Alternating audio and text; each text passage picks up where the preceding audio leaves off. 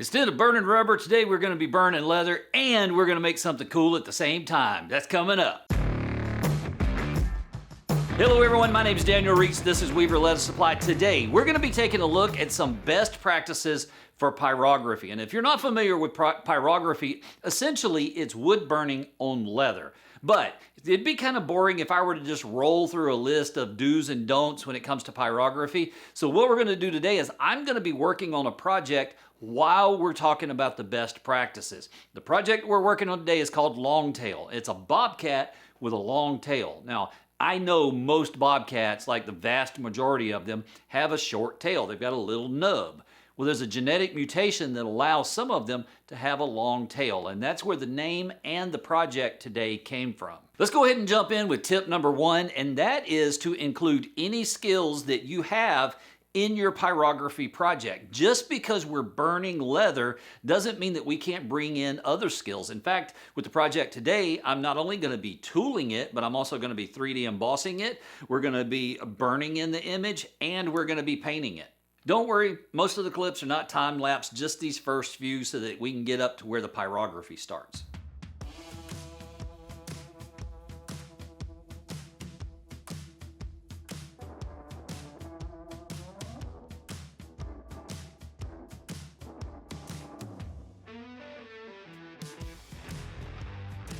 Tip number two, keep a scrap piece of leather as your test piece. You need to know what that tool is going to do before you move to the main project. And ideally, you would want to case it every time you case the main project. That way your test piece and your scrap piece are as close to identical as possible.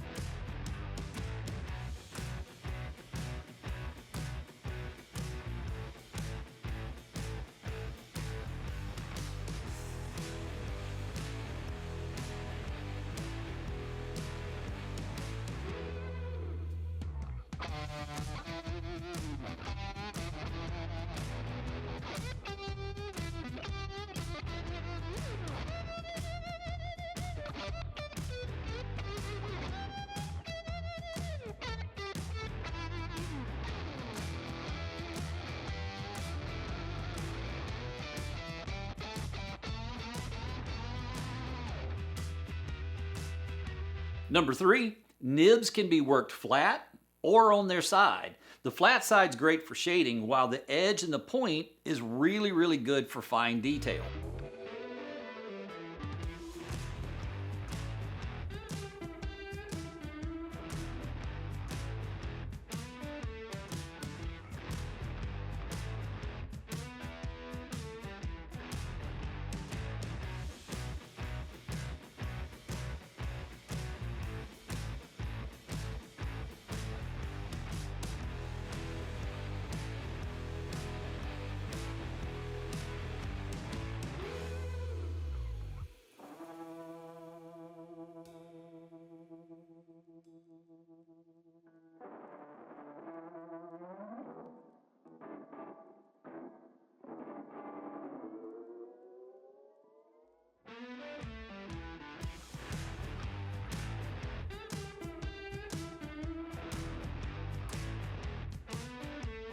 Number four, the higher temperature you're using, the more moisture you need in the leather. Most of the time we're trying to create color, not actually scorch or burn the leather. So if you start seeing the leather melt or char, well, that's when you're going to either want to add more moisture or turn down the temperature or both. Number five, for straight lines, you're going to want to use the knife tip. And for curved lines, you're going to want to use the ball tip. Now, I didn't have the need for any ball tips in this particular project, but if you're wanting to do any writing, then the ball tip is probably the best way to go. I say probably only because there are some types of cursive and calligraphy that have a lot of thin, rigid lines in them. For that, you're probably going to want to use the knife tip.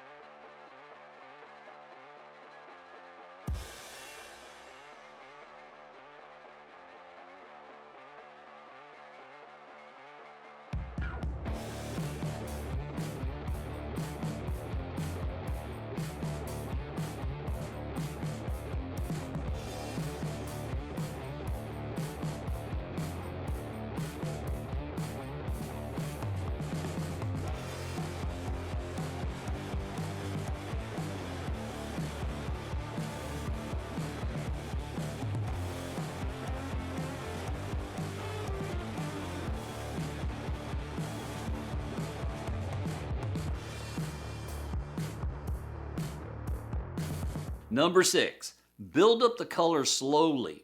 You're going to get a better result, and it's going to allow you to adjust as needed as the project develops.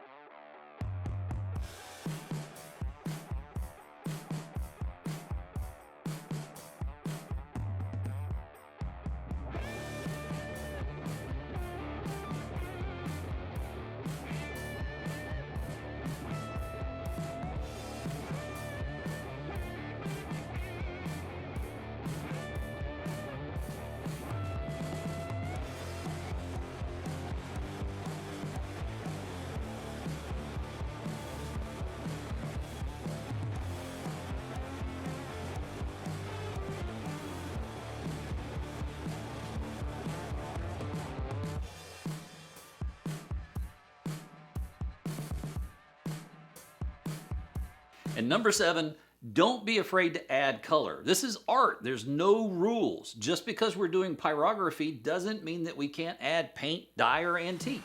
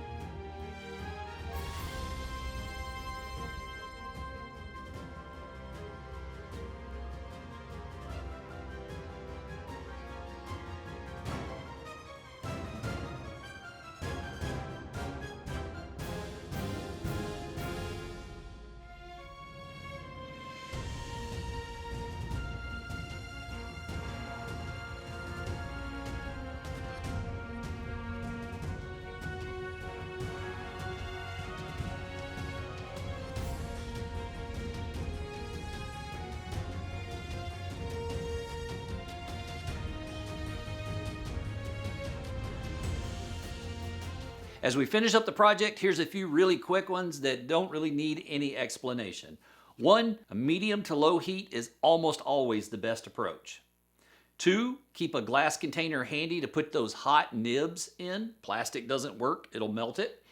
Number 3, test the nib for the right temperature after you change to a new one. Number 4, very low temperatures are great for shading. Number 5, a light touch is almost always the right amount of pressure. And number 6, a heavy touch is going to cause the temperature in the nib to drop very quickly.